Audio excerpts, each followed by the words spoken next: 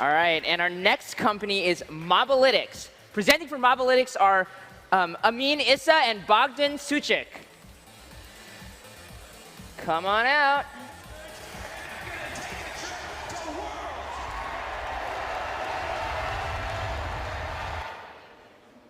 Hi, what you just saw was the League of Legends finals at Madison Square Garden. Competitive gaming, or eSports, is very exciting. I'm a gamer, my name is Amin Issa, and I'm one of the founders of Mobalytics. It's okay. Mobalytics is the first analytics platform for competitive gamers. It measures your performance, defines your strengths and weaknesses, and tells you how to improve. Think of it as your own personal coach. It tells you what you did right, what you did wrong, and how to step up your game. I'm a gamer. I've been one since I was 5 years old, and I got a Nintendo, and then I just kept playing and playing and playing. And one day I found myself playing professionally instead of doing my PhD at the Mayo Clinic. I quickly realized that what fascinated me was what made these players so great and trying to deconstruct that. So I went back and I finished my PhD with a focus on human performance. And I studied fighter pilots a lot. And what I realized was that these fighter pilots weren't very different from gamers. They sat in a chair, they pressed a bunch of buttons, and they responded to visual stimuli on displays. And I reached out to a bunch of gaming organizations, and I started to study the professional gamers and tried to understand what set them apart from their more average counterparts. And let me tell you, there's a whole lot of gamers. Over 210 million active competitive gamers. And there's even more who watch gaming. If you look at the finals viewership numbers, you'll see that the League of Legends finals dwarfs both MLB and NBA numbers. And here's the crazy part. More than 90% of the people who watch play, unlike traditional sports. But there's a big problem. All of them want to win. All of them want to do well. But to do that, they have to consume a tremendous amount of unstructured data. They look at a YouTube video, they read a guide, they go to a forum, they go to Reddit, they watch a Twitch stream. Some of them even pay $50 an hour for personal coaching and more. And so we came up with a solution, Mobalytics. And Mobalytics is basically we take all of your performance data from the game API, we crunch it through our machine learning algorithms, and then we tell you exactly what you need to do to improve, linking you to the correct sources on the internet. I'll show you how this works right now. Can we switch to the demo, please? So my partner and our CEO, Bogdan, is going to type his name into the League of Legends summoner into our platform. And despite his terrible choice of a fantasy name, you're going to see that the platform will analyze his history, and it'll give us his basic information, which is on the left, and you'll see that he is in Bronze League, which is the worst league in the game. So we're building this platform for him just as much as anyone else. And in the center is our Gamer Performance Index, the meat of our product, GPI. And this GPI, we deconstruct your skills into 8 critical ones. So that includes things like fighting, aggression, team play, and consistency. What you'll notice is that Bogdan's consistency is pretty high, and the rest of his stuff is not, which means he's consistently doing poorly. And what we're going to do is we're going to find out why this is. We're going to look at his fighting score. And so in a similar fashion, we see a radar graph that breaks down his fighting score into different metrics. And what will immediately jump out at you is that his deaths are really high. And that's not good. But why does that happen? Well, another facet of our data deconstruction says that his positioning is poor. But most people don't want to read a graph all the time, and so we do that for them. In the bottom left, you'll see our conclusions. And one of our conclusions already points out his poor positioning. Frankly, your positioning needs work. And directly related to all of our conclusions, we have specific advice. So you'll see one of our advice on how to improve says, you need help with positioning? Please watch this streamer, C9 Sneaky, who is a very good AD carry, and they'll tell you how to position. So this is how we look at players in the long term. How do we deconstruct players over the short term and give them advice? We have the pregame analytics, and that acts like a coach sending a player into the ball game. They tell them immediately what to focus on so they can get quick results. And in the center of the screen, you're going to see the 3 critical advices we're giving the player. On each side of the screen is each team loading. Bogdan's team is on the left with him at the top, and the enemy team is on the right with the most dangerous player on that team on the top. And there's a bunch of information you can hover over and receive for each player, as well as icons that tell you exactly things about these players and their play style. So that's how we look at players. This is available in every game in real time for all our players. So that's how we look at players in the long term. In the short term, can we switch back to the slideshow? And this is the value of our product. And we are employing a freemium model where our data analysis and statistics are available for free, but our unlimited coaching advice, high-level coaching advice, is in a premium model. And right now, there's just so much we can do, but we are focused on using in-game data from the API. And we are already working on physiologic and cognitive tools to help give us a more robust performance indicator of players. And right now, we're doing our League of Legends beta. And as soon as we're done with that, we would like to expand into other really cool games like Counter-Strike, Dota, and my favorite, Overwatch. We have 13,000 people waiting in line, actually 14,000 as of today, waiting in line and excited to use our platform. And most of them come from Reddit as well as a referral program. But we want to expand to YouTube and Twitch influencers, as well as using eSports organizations as partners. Our vision is to empower all gamers to see their data, learn from their data, and become kick-ass gamers. So join us if you're interested. If you play League of Legends, stop by. We'll give you a key so you can try out the platform right away. Thank you.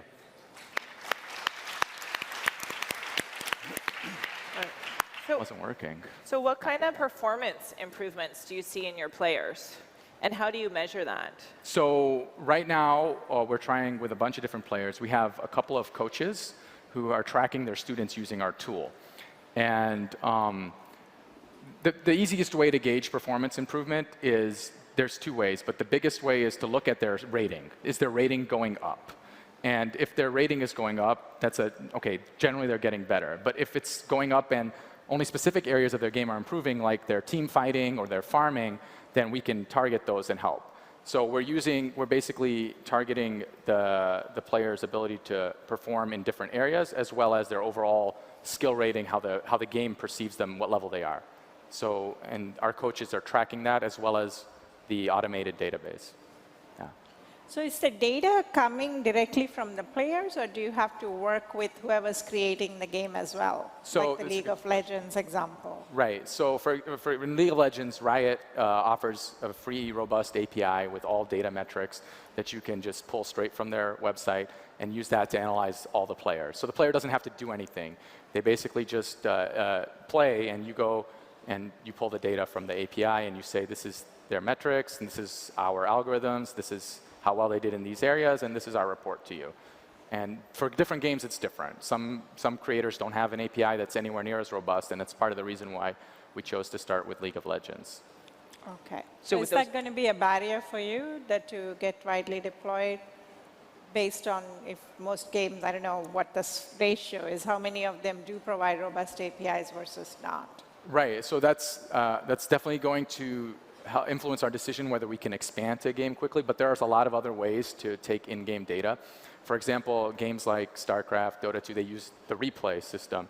And you submit the replay, people record their replays automatically within the game. It's automatically records replays, and you just pull their replays, and it actually gives you second-by-second data for a lot of these games that you can pull out. It's just much more taxing and involves an extra step on the player side. And we can even create tools that the player would save on their desktop, and it would help pull data from the player if they were really interested.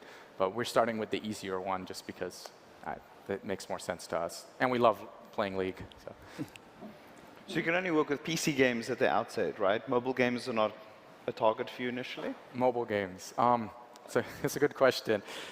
The only mobile game I play right now is Hearthstone, and that's the only mobile game I've ever really played besides a single-player one called, I can't remember, but it's some dungeon game. It was really fun. But mobile games aren't as competitive as the other. PC gaming is very competitive. Console gaming is also really competitive. But I think PC gaming is really where the heart of the competition has been for the last 15 years. You have the big cyber events and everything. And I think console gaming, if MLG didn't exist, probably wouldn't have a competitive scene. And so we're focusing on PC gaming. If mobile gaming, people start becoming competitive on mobile, the interface is a little difficult, but with all the new stuff coming out and new interfaces, I think we can start tapping into that. But for now, we're focused on PC gaming and hopefully moving into console later on, but not right now. Have you contemplated doing a free trial versus doing freemium? That's my question. So I think there was this window of time where a lot of people were doing freemium because it was a land grab, especially on mobile platforms. But I wonder whether the world is moving more towards free trial, and then you have to subscribe. So you can use it for the 30 days, 60 days, 90 days, but eventually you have to pay. You can't be an indefinite free user. Yeah, because it seems useful out of the gate. So I was curious about the same thing. Yes, that's true, but basically, gaming community, they love products for free. And a lot of them will use our product for free, and that's how we plan to create a huge community, and that will allow us to analyze more data about those gamers and make our algorithms more robust. And those guys who want to improve, they will pay for our premium. So you envision like a huge number of players that only have the analysis and then decide themselves on how to act on that Right analysis. now, 100 million people play in League of Legends monthly. Then, 10 million of them are competitive gamers. They are playing ranked games. And we believe that those ranked players are our main audience. And 1 to 3% from them, we believe that they will pay for our product. Yeah, I would challenge that assumption. Okay. I mean, I think part of the reason it's so interesting, I mean, I can imagine how people look at this and wonder whether people would pay, but it's the same reason people pay for tennis lessons, golf lessons, chess lessons, everything else. So I could see how there's a big market here. I think you're giving away too much value. Well, that, and if you're telling someone their positioning is bad, I can figure out what to go look at, potentially, to go figure out my positioning. Yeah. So I saw this advice on the left, and then, of course, solution on the right. And it just seems like you should charge from that. For all of it. Thank you for advice. That's a good thing that you think it's valuable enough for us to, I'm a little bit anal, and I want to make sure our conclusions are really amazing before we are giving them to our players. So that's why we're saying, So do like a 6-month, 8-month beta and say, hey, once you're hooked on this, you're going to have to pay, but for now, everything's free. Get it while you can. We're building data. Be transparent with the user kind of thing. Yeah. The good news is we still haven't decided. This has been like a discussion every day in the car or wherever, the business model, and we haven't made any final decisions. So this is all very good feedback. I mean, there's also the option of having some of the data be for pay, because it sounds like right now you're planning on having your analytics being the same if you're free or if you're paid. So you could imagine having some. That's another way I do it, have a base level available for free, but then additional analytics that's useful and some of the conclusions that you make available for a user who wants to pay for the service. Sure. I think one of the, as a gamer who grew up playing without any tools, making my own tools, I think one of the most important things of gaming is the competitive integrity. And it's the coolest thing in the world was just being a kid, and I play against anyone in the world. Doesn't matter how rich I am, how tall I am, how short. And I get the same starting point. And we really want to preserve that, so we don't want to make any of our critical information hidden or anything like that. So, but coaching is a very valid thing. They do it in every sport, everything. And so we believe that our coaching is valuable enough that we should be able to profit from that. But in terms of hiding the basic data, I don't think we want to do that. We want to preserve the integrity of the competition. So your center, the GPI, right? The center graph is based on the data that you're pulling from League APIs, and then also your personal judgment on what you think the major areas that are needed for improvement or tracking, right? So how granular is that, or can you get with that? So you say fighting, right? Yeah. So is it like I can go in there and see my CQC stats, I can see my range stats, I can see that kind of thing? I mean, yeah, close quarter combat, nice, and ranged. Right now, it's game-specific, first of all. And so the game already shows you how much physical damage, magic damage, stuff like that you split into. We're more focused on, more than saying what type of damage you're doing. We use that in our formula to figure out like what type of play style you usually gravitate. Are you a guy who buys more magical items versus more physical items? Do you buy more aggressive versus more defensive? What kind of builds do you make? Also, we try and use that data to get better positioning answers. Right. So we haven't really split to melee and range. I think, but that's a really good idea actually when we try and figure out what type of champions players are, when we feed that into our machine learning. And they can expose tendencies, right? Yeah. So it's like, hey, you take a ranged attack, Yeah. you tend to rush to close the distance, Yeah. or you tend to drop back to take cover. It's like you should be taking cover. Absolutely. And you're getting pissed and running in. I think We're that's revealing a great. little bit too much about your That's great. We like that. You wanna get me. We like that. No. I'm just giving you a playbook for defeating Yeah. me in any game. Yeah, no, so I think that we haven't even really thought about ranged or melee as a play style, and I think that's a really good point because there's people who never play melee champs. It just makes them uneasy, so thanks. That's cool. Yeah. You're welcome, and Yeah. I will take a percentage of whatever. All right, we can talk about that later. One more question. So where are your coaches going to come from?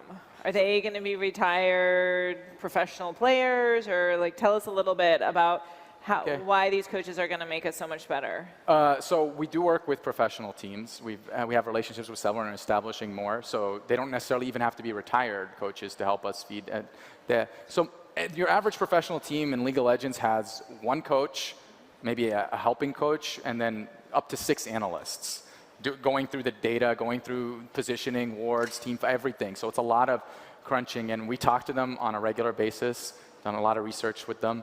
But right now, the coaches that we're using on a full-time basis in our platform, those are people we just get advice from and talk to and take some of their time. But on a full-time basis, there's a lot of coaches on websites like LOL Coach, et cetera, that offer their coaching services for players for a charge per hour. And so we say, okay, hey, how about you just work with us and you help us build our insights and you track your already existing student base.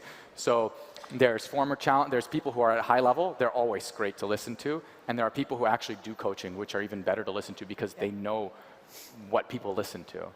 Yeah. And are the professional teams interested in your software? Absolutely. And do they have something similar that they develop for each of their own individual teams? So they do work on a lot of tools, and our service spectrum is going to be very different for professional teams because having an AI give an advice that a really good player doesn't already know, I mean, who are you kidding? So we want to work on creating tools that make their performance more robust and optimize that, like tools that tell how do they communicate in a team environment, what are their high-level statistics, and how we can feed that into their analysts and coach who already have this job. And there are several that are really interested in this side of the world and in the other side. Yeah. Have you thought about doing analytics on the coaching side of things? Or in other words, if you have a particular coach coaching multiple teams or different teams, and it's often the same issue that they're coaching on? Yeah. That's something you can standardize perhaps? Yeah, so the biggest, in my opinion, factor that determines a team's ability to win or lose is team chemistry and the mood of the team right at the game.